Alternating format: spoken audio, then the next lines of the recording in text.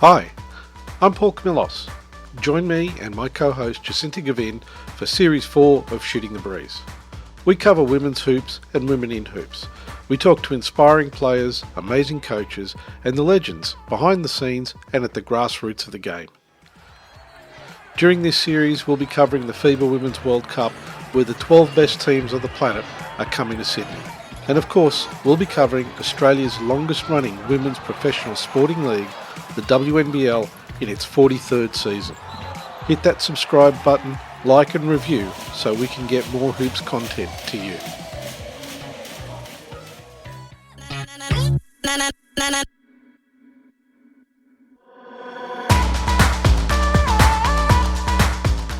I want to speak about what the Opals are today, and that is a gritty, determined, relentless. I just have so many words for them because I just have immense pride for how they've been able to overcome so much and perform like that on home soil, and to be able to inspire a nation and see their passion.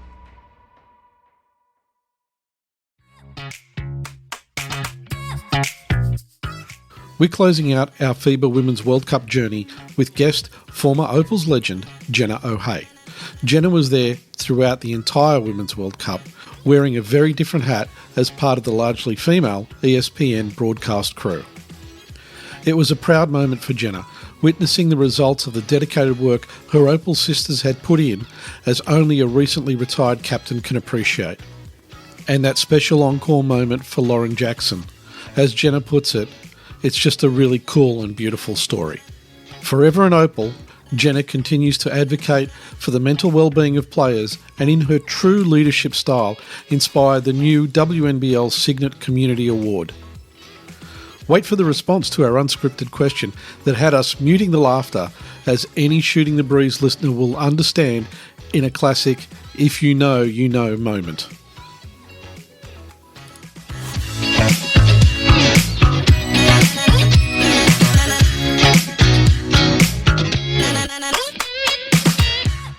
Welcome to Shooting the Breeze. Joining me and my co-host Jenni Griffin, it's Jenna O'Hea. Jenna, welcome to the show. It is really great to have you on. Thank you for inviting me. Happy to be here.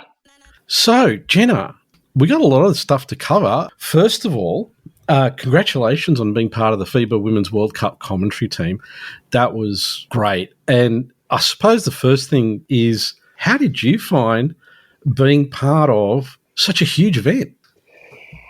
Yeah, it was awesome to be a part of. I wasn't quite sure when I retired how much I wanted to be a part of basketball. I wasn't quite sure if I wanted to take a big step away. And I think originally I did want to take a step away. And then as it got closer, I was like, oh, actually, I think I would like to be a bit more a part of this than what I originally thought. And then ESPN called and offered me the opportunity to be part of the broadcast. And John Clark, the producer, put in a great pitch. I loved that they had so many females on the broadcast for a Women's World Cup. I thought that was awesome.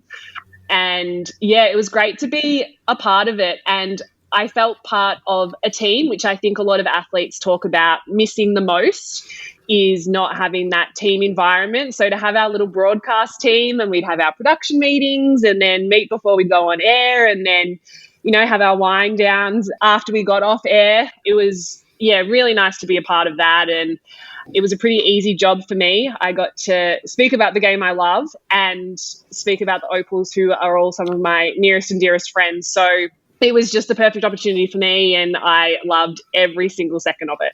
And just to clarify, was that wind down or wine down? Definitely wine down. Yeah. The adrenaline of being on live TV for the amount of time we were on, we definitely needed to wind down after that. And yeah, it was a great group to be a part of, and we enjoyed our wind downs a lot.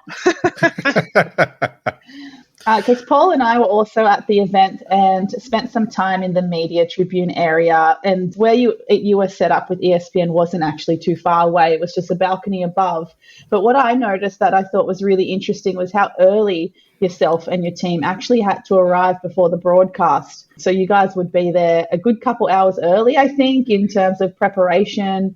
So was that something going into the role that you expected? Yeah, I can see you laughing. Expected so much time in a sense of like pre-game preparation, and then, like you said, the wind down at the end. Were you expecting that part of the role? Absolutely not. I had no idea what I signed up for. I think I was just like, yeah, I would love to do that. I have no experience. I know nothing about it, but let's do it. And then sort of a couple of weeks before, Timsy called me and was like, we need to do some scouting. Like, we don't know the other teams. And like, I was familiar with the other countries. I had played against them a bit, obviously, but there were some new names, there were some new teams. And so I think as a player, the scout is just given to us. We read it, we watch video, it's all good. But this was sort of all on our own back. So the preparation to have so much time on live air, I definitely did not know about. We were getting there so the Opals mainly played at 8:30 at night. I was getting in the cab from the hotel at about 1:00, and then we'd get there for hair and makeup, and then we'd have production meetings. I'd be doing my prep for the game that was coming up. We were on air, I think at either 4 or 4:30. It varied a little bit. We were live for 90 minutes, and then it was the first game that was at 6, and then we'd have from the end of that game until the Opals game. So there was a lot of on-time air. There was a lot of prep work, and so that wind down at the end was definitely needed. And I can tell you, after those 10 days, I was exhausted. I think I slept for pretty much 2 days straight following. I'm an introvert, so to be so up on air and then spending a lot of time around people on the days off, I went and saw the Opals girls. So it was a big 10 days, but I wouldn't change anything because it was just an incredible experience. Yeah, I think for anybody who was there was nothing like it. The whole atmosphere, the people, the action that was going on the floor, it's nothing like it. And I think it was probably one of the best. It is the best basketball event I've ever been to in all the years I've been around the sport. That just gave me goosebumps hearing that, because just the amount of pride that I have that Australia were able to put on an event like that, the standard of play of the women basketballers that were in our country, and just putting on just an absolute showcase, and to have so many fans in the crowd. I know Annalie Maley told just a beautiful story about how she was walking home from one of the games and she saw someone wearing her jersey, and she was like, hey, that's me, and got a photo with them. And it's just beautiful, and just so many young boys and girls were inspired by watching that basketball showcase that was put on our home soil. And I think it's good that you mentioned boys and girls, because as much as we love to support female representation and making sure young female athletes come and see the senior female athletes on such a world stage, I think it's still equally as important that young males are seeing females athletes on a world stage as well, to help normalise that females can do just as well as the male athletes. Yeah, and I think society is really changing in that way. I think the younger generation definitely sees females as equals, which I don't think has always been the case, but that's definitely changing in society. And I couldn't be more proud of our younger generation that they see it that way. And the amount of young boys that I saw in the crowd that were lining up for autographs, it was just really beautiful to see. Yeah, it was great. I know, look, my daughter came to a few of the games and she was just absolutely buzzed by everything that she saw, and particularly that bronze medal game. She was just so thrilled. She was like up on her feet, cheering. It was the level of inspiration that came to younger kids out of that event was just amazing. Couldn't have said it better myself. But the one thing I'm curious to find out from your point of view is, in terms of how the games played out, was there anything that really surprised you, like teams that you thought might do better that didn't, or teams that did better than you expected?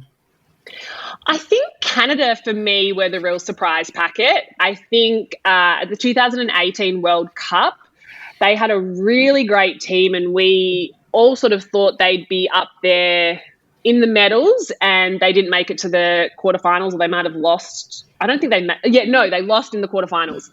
And then again at Tokyo, I think we thought that they would be really good and then didn't end up making the quarterfinals. And then for them to come and get through and get to the bronze medal game, I think they were the surprise packet for me. They had a new coach, had a lot of younger players coming through, and I really just liked the way they played. They had no gas by the end of the tournament. They put it all out on the court.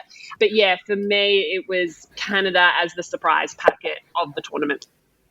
Yeah, I agree, actually. Traditionally, Canada is a team you always expect to perform better than what they actually do. And I never really had any explanation as to why they were underperforming, or I never really had, and based on that, I never really considered them as a contender. And when they turned up to this World Cup, I just felt like the biggest idiot, because they had turned up in a big way, like you said, making the bronze medal match. But it is reassuring to hear that an expert like yourself, Jenna, also thought the same thing about the Canadian team.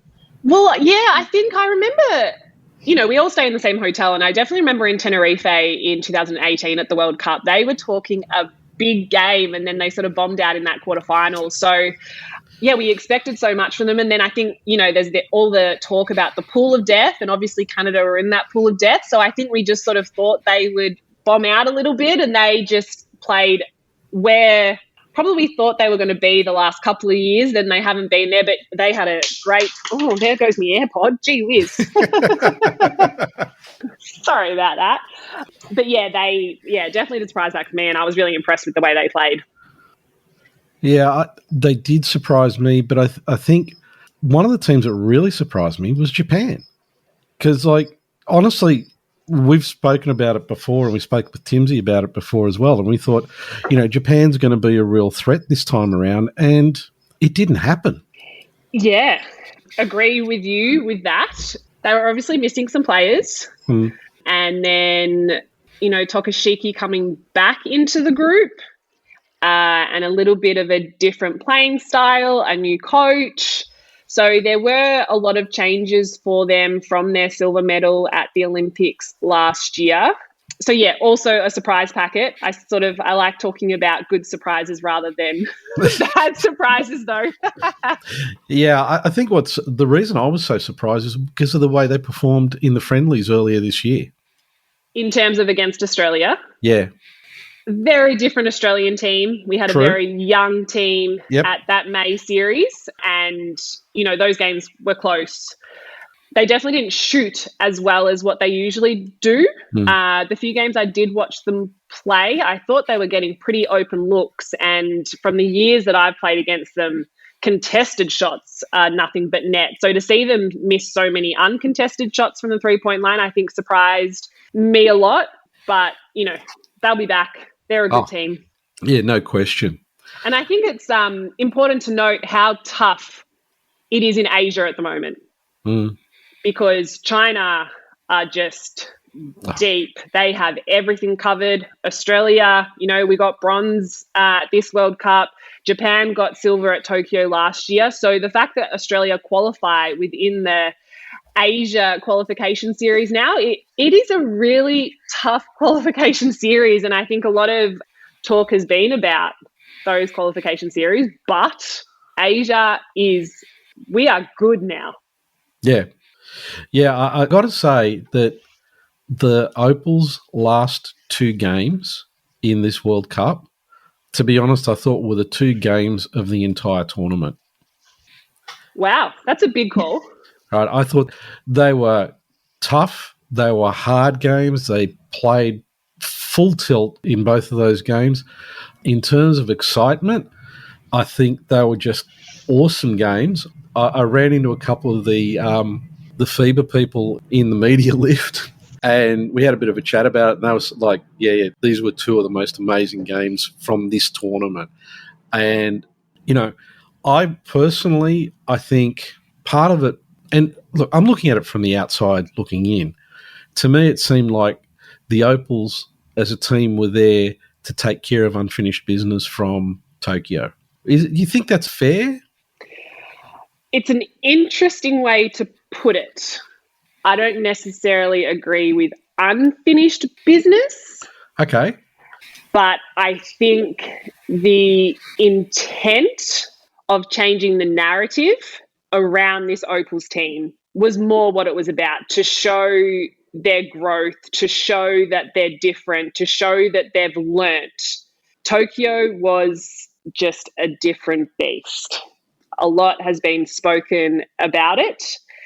I want to speak about what the Opals are today, and that is a gritty, determined, relentless. I just have so many words for them because I just have immense pride for how they've been able to overcome so much and perform like that on home soil, and to be able to inspire a nation and see their passion, like Steph Talbot showing emotion, like fist pumping and smiling, and like to see that come out of her, to see how much they were enjoying themselves on the court was incredible. And there has been so much work gone on behind the scenes for them to get that bronze medal, and it's incredible. And as I said, I just have immense pride for every single member of that group. Yeah, and when Steph Talbot's showing some emotion, she's normally so focused, no emotion on her face, just gets in, gets a job done, gets out. So when she's showing emotion, you know something good is brewing in that crew. I mean, my favourite photo, there was some really great photos as well from the tournament from so many different photographers and outlets. But one of my favourite, maybe I'm a little bit biased because Steph is my favourite player, but it's from our friend Jeff Tripp, who got Steph. It was the three-pointer in the bronze medal game where Darcy Garvin had the ball on the cut and tapped it straight out to Steph, and she's holding her follow-through with a smile on her face, and the bench is in behind her, up on their feet. That, for me, is the photo of the tournament in terms of that moment of the game. That moment of the game as well, for me, was the real momentum shifter as well. But also that just encapsulates the tournament for me. It really does. And I don't tweet very often, but I tweeted that photo because it just, as you said, spoke all the words that you can't speak about what it meant to every single person on that team, and the joy and emotion that was coming out of all of them was incredible. And I agree that I think that one just, Canada were dead after that. There was no coming back from them. Yeah. Yeah, and that was really quite early in the game too. The game, neither team had really settled in, neither team had gained control, and then that particular play, Australia just escalated from that point. And to see Steph with a smile on her face too, like that was, 10 out of 10. Yeah, I loved it. So there's so many different things we can talk about, but there was a piece of news that came out which really surprised me, and that was about Beck Allen having actually had 2 broken ribs and coming back and playing through against China. Man, that's tough. That's real grit. Yeah, one of the words that I used for the Opals earlier, and you could see that through all the players, the way they play defense, the way they shared the ball, the way they cheered on the bench even, just like everything about them. It was a full team, and you could see that Beck wanted to be out there, and she gave it her best. I saw her after the bronze medal, and she was still saying she was in a fair bit of pain, and she's out for a little bit longer with those broken ribs, which I hope she recovers quickly and recovers well. But that sandwich that she had was nasty at the time, and she was in a lot of pain. Yeah. Yeah, I was in a good position from a spectator's point of view, but a bad position from a spectator's point of view, seeing one of your Opals get injured. So I saw that injury front on, and she got quite squished. So when the report came out that she has, in fact, got 2 broken ribs, I wasn't surprised. And in reflection, Basketball Australia very cleverly put out that statement around the injury during the World Cup that had words but didn't actually say anything or confirm anything. And me being me, read between the lines, I'm like, no, I'm pretty sure she's really done some damage. But for the sake of the spirit of the game and the team and the fans, I think it was really clever that they were just like, here's a statement, take what you want from it, and then let's just see what happens. Because I think it really would have been devastating, not only for the team to know that Beck was going to be out with 2 broken ribs, but then having to carry that around with them as well so publicly on their home court. I think it was really clever that they just kind of let it play out how it played out. But I really, really hope that she recovers well and that she's okay. And what a conflicting situation to have 2 broken ribs and to stand up and celebrate and then still want to hug people when you won a bronze medal. You're kind of like, don't touch me, I'm still hurting. Beck Allen loves a hug, so I don't think she was turning them down. That's good. That would have been really hard. Just a half hug. Now, before we move away from the World Cup, I'd like to hear your perspective on Lauren Jackson coming back and, contributing to this amazing result. From your point of view, how did you see that whole thing? Because I know I was looking at it going, is she going to make it? Is she not going to make it? Coming back after so many years out, how's this all going to play out? I'd love to hear your perspective on that. Yeah, I think when I first heard she was coming back, I was surprised. As you said, she'd been retired for a long time. But I thought that once she was named in the squad, that she was making the 12 is sort of how I felt. And I was just super impressed with her humbleness and her ability to deflect and do whatever the team needed. And you could tell that China game, she didn't play many minutes. I don't think she was super impressed with that. And to come out and have just the GOAT of GOAT performances in that bronze medal game. Yeah. So she was forced into retirement due to injury. So to be able to come back, have a game like that on home soil, get a standing ovation as she leaves the court, 30 points, put the team on her back, and she was just back to the Lauren Jackson of old in that third quarter. It was special to watch, and you could just feel the energy in the building because of her.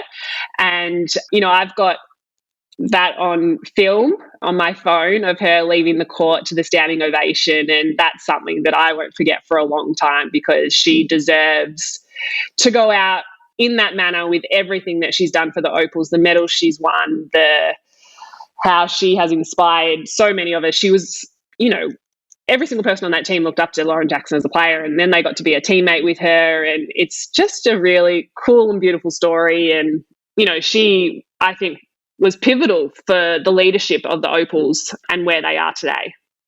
I was sitting in the media tribune in that game, and I know from talking to people around me, they were just, and, media get to see a lot of stuff, and they tend to be kind of, oh, yeah. They were all, another one. Oh, how is this going to end? She's just absolutely on fire. And she was. It was one of those performances that you just look at and you go, that was just one of those on-court performances that you will never forget. Yeah, and I love that Steph Talbot just kept feeding the beast as well. You could see that she had the intent, we're going to keep going to the well until it dries up, and Lauren Jackson was not drying up in that bronze medal game. No, new assist queen, Steph Talbot, she was really throwing them up there for Lauren. And to some of them, I was like, oh, come on, Steph. Like, that's a bit ambitious. To Lauren's credit, she caught every single one. Like, in flight or whether it's holding the player off and on the catch, she caught all of them. Whatever Steph was putting up, Lauren was having. It was really, really cool. And I really like that old basketball cliche of you got to go to the well and to the well run strikes. I feel like in modern day basketball that isn't it doesn't happen anymore. Doesn't happen enough. It doesn't happen enough. No, I agree. I don't get it. I mean, you and I are coming from quite a good generation of ballers as well. And all of those cliches that we got taught growing up were true. And that's why we became such good ballers. But I don't feel like those philosophies are upheld anymore. So I'm glad that you agree on that as well. So you've hung up the laces, but you have stayed involved in the game now. Have you found that transition? Yeah, really good. I was so ready to retire. I had achieved everything that I could. I just couldn't imagine going to another training session and warming up, let alone that just is where it got for me. But I loved the game of basketball. I was pretty much born into a basketball stadium. I've been playing since I was 5. I am a sponge for everything basketball. So, of course, I wanted to stay involved. And, I watch all the games. I love the NBL. I love the WNBL. The World Cup was awesome. I watch the NBA when I can. I truly do love it. So I'm always going to be involved in some way. And, I don't miss playing at all. Very happy to watch and support and just love on my friends and teammates. And what helped you decide, traditionally a lot of retired players, look to coaching, very few look to refereeing, but, one way or another, even sports administration, a lot of players going into sports admin, but one way or another, we're always drawn back to the game in some way. But what was it that attracted you to following broadcasting rather than something like coaching? Coaching, I don't want to do right now. Definitely not. I feel like I gave everything as a player. I think in my retirement statement, I said I've given my mind, body and soul, and I can't give any more. And I feel like coaching is very all-consuming, probably even more so than a player. And so I know that mentally I'm not prepared for that yet. Maybe in time I will get back into it because, as I said, I do love the game and I do want to give back. But right now I needed to take some time to myself and really, step away from it in that way. So for the broadcasting bit, the opportunity was presented to me and I felt like I couldn't knock it back and I had a lot of fun doing it. I was in Cairns last night for the NBL doing some sideline commentary, which I loved. That's the first time I've done sideline and I really, really enjoyed that, listening in on timeouts and, getting a feel for the different coaches in the NBL. And it's a really great way to be involved. And I love basketball. I love talking about basketball. I love analyzing basketball. So I think that sort of suits me quite well until mentally I'm more ready to be all consumed by it again. But right now I'm not ready for that. And one of the things that happens a lot for players is planning for life after retirement. A while back we spoke with agent Sammy W, and one of the things he said is that it's really important to plan for after. I'm more curious to find out from you, do you think there's enough done by the league and the clubs and the infrastructure that's around the game to be able to help players plan for that point in time when you are going to leave the game? Yeah, it's a great question. I think from when I started to when I retired, the resources and the knowledge and awareness around it has definitely improved. But another saying that I'm going to bring out is you can lead a horse to water, but you can't make them drink it. And there were things available to me, but I was all consumed by basketball. I put everything into that. So I didn't prepare as well as what I should have. And I would implore athletes of today, especially females, to really prepare for life after basketball because it comes fast and it hits you quick. But for me, I just wanted to be the best basketballer that I could be and I gave everything to it. Did I have time to do other things? Yeah, probably. Did I really want to? No, not really, which is why I didn't. But there's definitely things in place now. There's the Players Association. They offer grants for study or for different things. So there's definitely more awareness around it and there are opportunities available, but the athletes have to be prepared to take up those opportunities. And as I said, there is more awareness around it. So I hope that athletes do take it up. But I know when I was playing, it just wasn't something that I was interested in, I guess. I just figured I would figure it out once the time came. And once the time came, now I'm figuring it out. So it's not the best way to do it. And I wouldn't recommend other athletes to do that. And I think especially for female athletes, we definitely, we don't earn as much as our male counterparts. And there wasn't the opportunity for me to have a year or two off to figure out what I wanted to do. I think I retired in March and I started a job very beginning of May. It might have even been the end of April. More out of necessity. I am fine money-wise. I knew I needed to get into it sooner rather than later. So I would have loved to have gone on holidays for a couple of months to Europe and, enjoyed my retirement in that way. But as a female athlete, we put everything into it, but don't earn as much. So we do need to be better prepared. So for the female athletes out there listening, it is time to start preparing for life after sport because it hits you fast. So we've seen that Ezzy's gone over to Europe. right? And there's good money to be made in Europe. Do you think that one of the things that actually impacts particularly female players is the fact that because there's a clash in season overlap between Europe and Australia, that some of the players kind of go, I want to stay home and be around friends and family rather than maybe chase an opportunity in Europe where I could potentially earn a bit more to be able to better prepare for after? Yeah, it's an interesting way to look at it. I know I played a couple of seasons over in Europe, and yeah, I earned much better money over there than I did in Australia. But for me, happiness was more important than money. And being around my friends and family was really important to me because I found Europe difficult, the language barrier, winter. It was hard. And I think for training wise, it's quantity over quality in Europe. They're a bit more old school. So I struggled with my body in that aspect. I think the money in Australia is better than what it used to be. I think if you look back, majority of the Opals would have been in Europe. When I'm looking back to say like that 2006 world champion team, I think majority would have been over in Europe because the money was there and there wasn't a lot here in Australia, but it has definitely gone up here. It's slowly getting better. I think there's still a lot of work to do, but it is slowly getting better. And I think the aim should be to have as many Opals as we can in Australia. That should be the goal.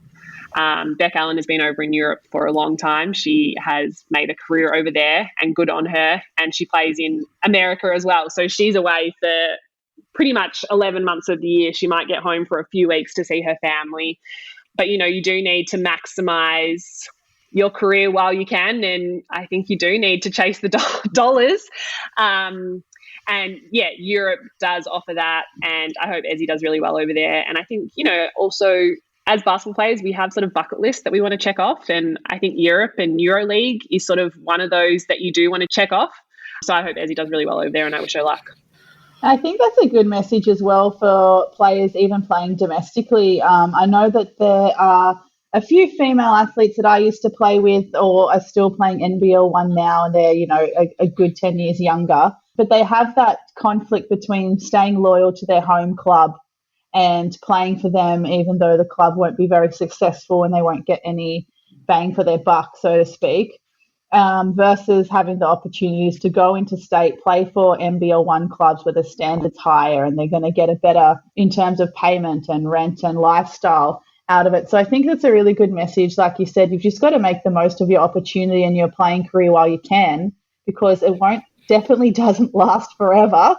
We can't all make GOAT comebacks when we're in our 40s because only GOATs can do that. Yeah, and I had a long career in terms of a basketball player. I think it was 18 years, which is pretty rare. But, life as an athlete is short, so make the most of it while you can.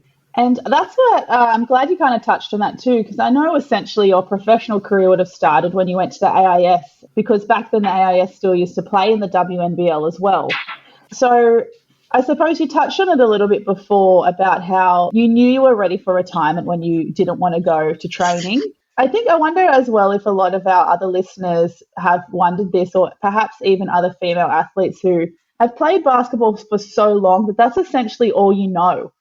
And so if it's something all you know, how do you know when it's the right time to stop? So what were some of the other signs for you where you were like, yeah, no, I think it's the right time for me to retire? I wasn't as excited about game day anymore. Mm-hmm. Which, that's what we do. We play games. And so I think it was just the excitement around basketball wasn't there as it used to be. The training thing was a real drag. It was real hard to get up out of bed and go to training. And I think I was just sick of being sore all the time. There was a lot. I absolutely knew. That last season for me was really difficult. We didn't win many games, which probably didn't help either. But it was just a difficult season. COVID affected. I was tired. And yeah, I haven't missed it a day since my last game in Adelaide. Okay, so World Mental Health Week. And it's actually Mental Health Month. Mental Health Month. Yes, okay. And World Mental Health Day was the 10th of October. The 10th. And the WNBL's announced the Community Award, which is inspired by your work with Lifeline. What's your vision for that? I mean, how do you want to see that promoted, and the WNBL use that as a way to be able to get the message out about community engagement? I firstly want to start off Yeah. by saying I am very disappointed that as soon as I retire, Lifeline Round, Mental Health Round is no longer a part of the WNBL. Okay. As nice as it is to have a community award inspired by me, I knew nothing about that. I feel like the respectful thing would have been to call me, because I think the idea around a community award is brilliant. Everyone at the WNBL has my number or email address. I think they could have called me or emailed me or made contact with me in some way to discuss that with me, because I put a lot of time and effort into those Lifeline and mental health rounds. And last year, I don't think the mental health round was done as well as it could have been. And the Southside Flyers ended up doing a Lifeline round later as well. And other teams got on board, and we raised a lot of money and a lot of awareness around it. And it wasn't until things went on social media that I got a call from Christy Collier explaining everything around the community award. But I think that should have been done much earlier, and she apologised for that. So I will put that on record that she did call me and apologise. In terms of the community award, I do think it's great.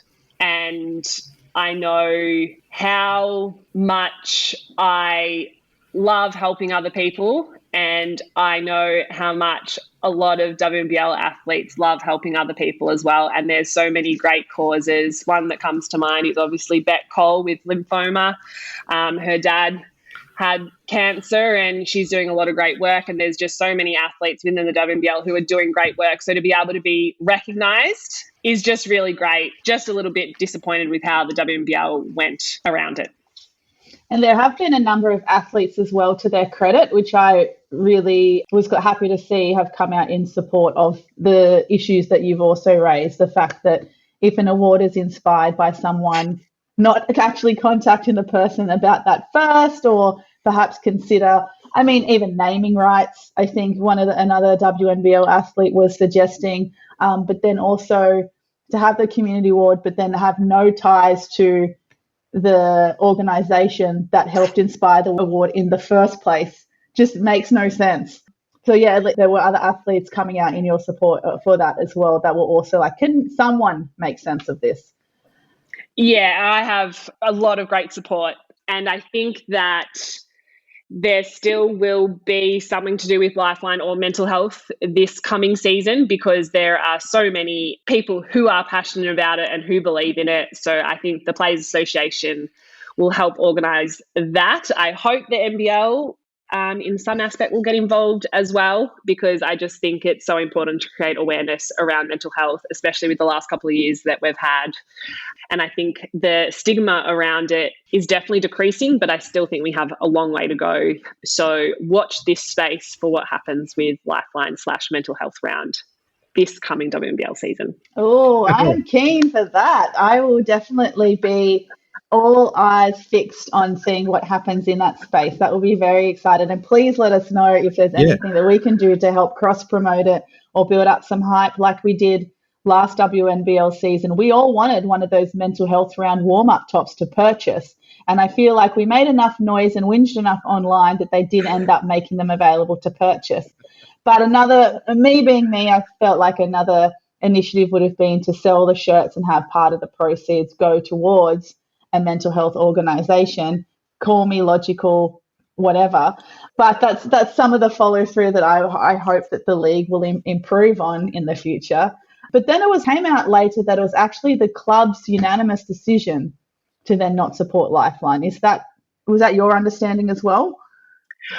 To be honest, I don't know whose decision it was, and I don't really care whose decision it was. It's just really disappointing with the decision that was made, no matter who made it. And at the end of the day, I think the WNBL, Basketball Australia, has to agree to decisions. So at the end of the day, it's their league. I just wish there was more communication with the athletes, because the athletes are the ones that actually have to, they're the faces of it. And the athletes don't get any say into anything. It's just like, oh, this round, we're doing this. So I think there does need to be more communication with the players in general because, as I said, they're the face of it. They're the ones who are out on the court pretty much promoting it, wearing it on their chest, whatever it is. So whether it's clubs, WNBL, BA, don't really care, but some communication with the athletes would be nice. And I feel like you said before, a lot of the athletes still want to themselves as individuals want to support these organisations and causes. So even, ahead of time saying, hey, just so you know, in a month's time, it's going to be Breast Cancer Awareness Month. Maybe start plugging it on your socials, maybe start getting this ready, just to have that preparation and building a little bit more awareness around, the point of the round. Mental health round last year or last season, I found out 2 days before. Yeah, and I think, and I'm not trying to cover for anyone here, but I think one of the problems that the WNBL has had is that the majority BA works in a shared services model. So there's virtually no dedicated WNBL staff. And I think one of the problems that goes with that is that if people are sharing their time across a whole lot of different things, stuff gets lost in the noise. And I'm not trying to cover for anybody on this. I really am not. I know that, if you look at it from the point of view of, if I look at it from a corporate perspective, for example, if you've got people that aren't dedicated to a particular area of focus, they don't look at it because it's kind of, I've got this guy asking me this and I've got this person asking me that. I've got someone else asking me something else, and it takes the attention away. And I think one of the issues that needs to be addressed, particularly for the WNBL in relation to this, is they need more dedicated resources to be able to deal with this stuff. Resources in female sport go hand in hand. Female sport needs more resources, absolutely. I'm not here to bash the WNBL. I'm not here to do that. But female sport is under-resourced, yes. We need to invest. Everyone listening, invest in female sport. Yeah, absolutely. And I think, that's one of the big issues that impacts so many of the things that we want to see happen with female sport as well. And that kind of leads into the next point that we were going to talk about, which is, you've been around the game for a long time. You're a leader in the sport. How do we improve? What can be done to improve the visibility of the WNBL, women's basketball, and women's sports more widely? Yeah, put us to work, Captain. Look, I don't have all the answers. I have lots of problems generally. No, I think that I'm very aware that money doesn't grow on trees. It's just not going to be all this money all of a sudden in female sport. But I think it starts with that visibility. And I love that the WNBL is going to be on 9 Now this coming season. That is just a huge step because it's just more accessible. And I think coming off the World Cup where it was on home soil and so many fans were there, I think that is just great growth. And so well done to WNBL BA getting us on free to air. I think that's terrific. I think platforms like this is really great, highlighting how great female athletes are. But I would love to see female sport in the media more often. And I think the more exposure that there can be, the better, because you can't be what you can't see. And if you don't see it, people aren't going to know about it. So I think, absolutely a wonderful step for the WNBL to have, one game on ESPN and the rest streamed on 9 Now, sorry. Yep. Yeah. So I think that's a really great step. And I think the WNBL has been slowly building from streaming all the games from the hub to last year's broadcast deal to now this. I think it is moving in the right direction. I think people are more aware of female sport. I think AFLW obviously has a lot of investment from the AFL. I think netball is going great.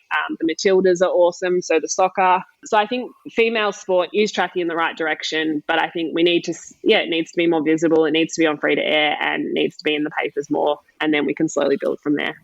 Yeah, because hopefully Megan will return. Megan Hustwaite will continue to do her one-page weekly spread for the WNBL as well. I think that's a really good step forward. And something we touched on with her a couple of episodes before is then taking opportunities like that of a one-page spread and then just us as fans or or whoever in the basketball community, just shoving it in people's faces, just making sure that we share that stuff. We say, hey, look at this article, repost it, take it to work, put it at the water cooler, just little things like that as well. Just really gently shove it in people's faces. Yeah. Very much so. I want to ask something because, look, I've spent a lot of time in the corporate world, and one of the things that always surprises me is there's a lot of great leaders in the WNBL, yourself. And I'm going to focus on you on this one for a minute. Corporates are always looking for, at events, to get leaders from different sports to come and speak to them. I mean, have you ever been asked, or have you heard of people from, and I was going to just stick to basketball, being asked to speak to corporates? Pre-COVID, I was doing a few, and I found it really interesting. I would go into a room with, 20 plus middle-aged white males, and they would just be enthralled with my story of where I've played and how I've done what I've done. And they always left saying, we're going to be watching you, we're going to be supporting you. But then COVID hit, and those Zoom ones just weren't great. And so it sort of slowed down. But I actually had a phone call today, and I'm going to be doing one in a couple of weeks. So yes, it does happen. Great. And I really enjoy doing it. Awesome. And do you continue? I remember there was a time where when you were working closely with Lifeline, you were on the road a little bit as well, advocating for the service and for the sport. Are you still involved with Lifeline in that capacity as well? Not in that capacity as much. That was through the AIS, and they sourced a lot of those for me. So I am not doing that currently, but whenever I can, I try and support Lifeline. I was supposed to go do something with them next week. Unfortunately, I can't, but I am still in contact with them, and wherever I can, I do try and help out. Awesome. Okay. I'm going to kind of push this in a different direction. How do we find ways to get athletes like those in the WNBL to be able to engage like you have with corporates? And the reason I'm saying that is the more engagement that comes between the WNBL and corporates, there's a visibility that comes not just from having the sport on TV.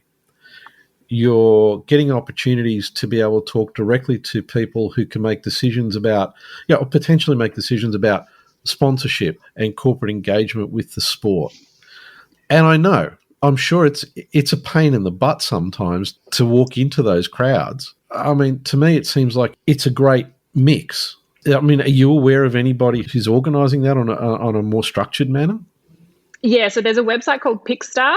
Yep. Where you can sign up for, you put the details in, what you've achieved, what you've done, and then companies advertise on that website for what they need. They can either search for athletes specifically, or they can just put up an ad, and then athletes can apply. To do those, they're generally paid gigs, and there's a range of different things you can do. It can be just like face to video or face to phone type thing, and you're just doing a quick video shout out, or there's emceeing gigs, there's keynote speaking gigs, there's Q&A. So there's heaps of different things on there. So that is a very structured format that is available to athletes, and the Players Association definitely encourage athletes to sign up for that. Excellent. Okay. I suppose as we kind of sort of wind this up a little bit, I'll get to the end question, which is, what's on the horizon for Jenna? Yeah, watch this space. Just finished up the role I started when I retired the end of last week. So that was a great experience for me, working with the AIS in the wellbeing space, and I really enjoyed it. And it was a good experience for me straight out of playing. So I am on the job hunt at the moment. You'll see me on the sideline at some NBL games doing some commentary, which is fun. But in terms of career-wise, not sure. Still figuring that out, but that's the fun bit of life, right? Have you got any potential ideas, or is your heart pulling you one way, or your mind's pulling you another way? I really like the athlete wellbeing and engagement space. I think my experience, obviously, as an athlete, and then my work in with Lifeline and in that wellbeing space, I think sync really nicely. So I think down the track, that's definitely where I see myself, and I think it's a really important space. But we'll need to gather some experience before sort of going into that. So that's where I see myself down the track. Just need to put some things in place to have the right experience for it. And of course, in the meantime, if there's any corporates who want a great speaker, Jenna O'Hea is there and ready to show up and attend your organisational function. Holler at me. Absolutely.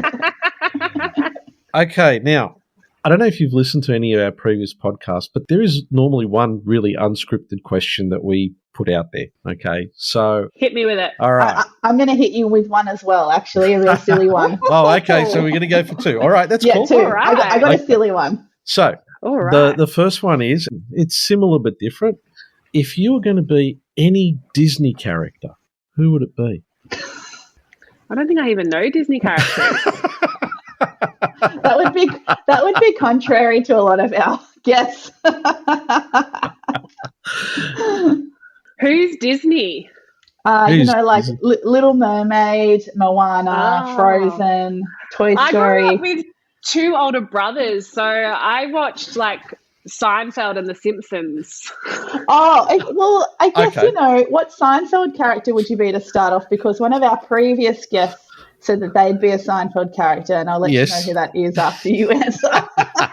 Well, I did tell you I have a dog, and his name is Cosmo, which is after Cosmo Kramer.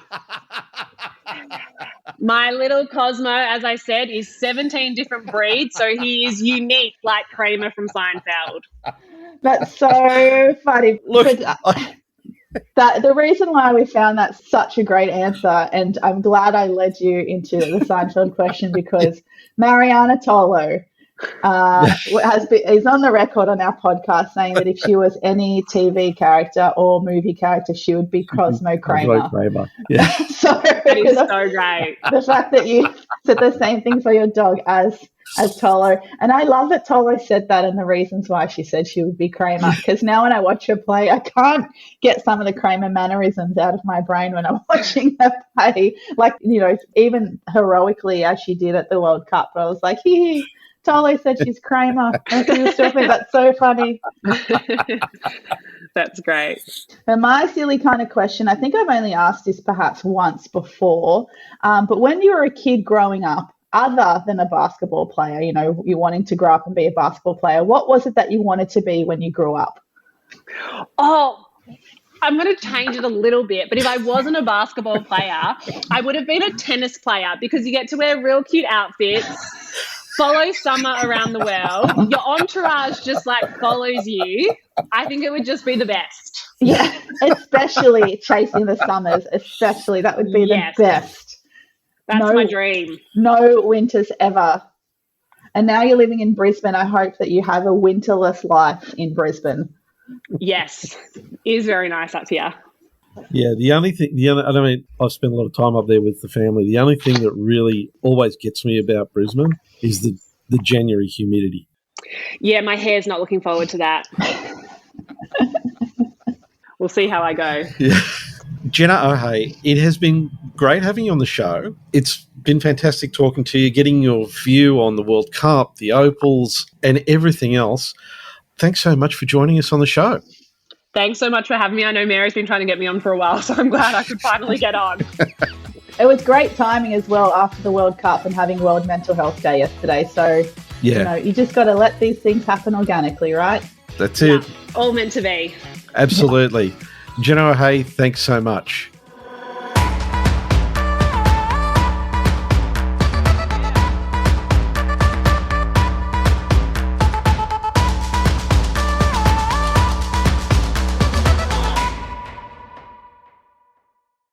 Shooting the Breeze can be found on Apple Podcasts, Google Podcast, Spotify, and iHeartRadio. Don't forget to subscribe and share the podcast with all your friends.